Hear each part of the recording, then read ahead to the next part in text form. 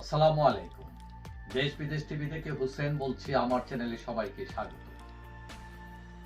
শেখ হাসিনা সরকারের পতনের বিভিন্ন কারণ খোঁজা হচ্ছে, যে শেখ হাসিনা সরকার এত এত উন্নয়ন করলো, এত দেশকে এগিয়ে নিল, কিন্তু তারপরও হঠাৎ করে সরকার পতন ঘটলো কেন, এটা নিয়ে বিভিন্ন বিশ্লেষণ আছে।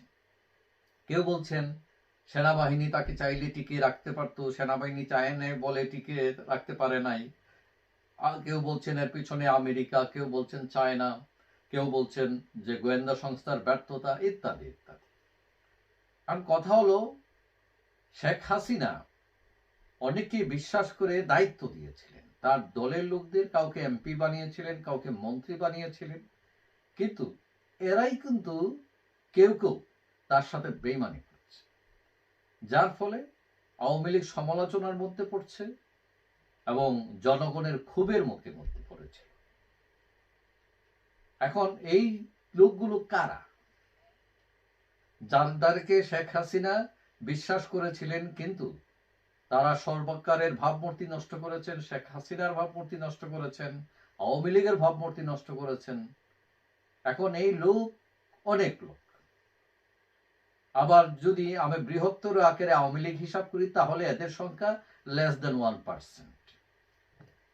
তো এখন আঙ্গুল উঠছে অনেকের থেকে। প্রথমত শেখ পরিবার।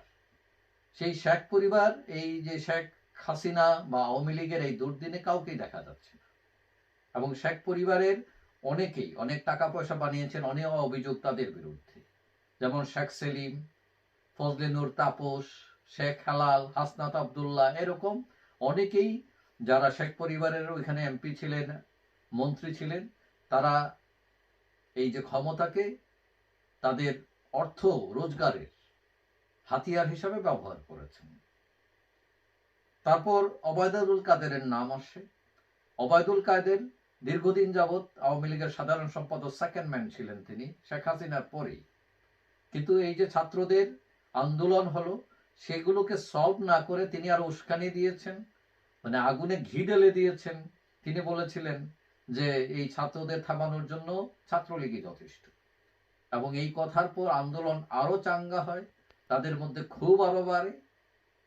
এটা ছাড়াও যারা ছাত্রলীগ, ছাত্রলীগ একটি ঐতিহ্যবাহী সংগঠন, এবং মহান স্বাধীনতা যুদ্ধে এবং পরবর্তীতে এই ছাত্রলীগ বিভিন্ন আন্দোলনে, স্বৈরাচার বিরোধী আন্দোলন, বিভিন্ন আন্দোলনে ভূমিকা রেখেছে।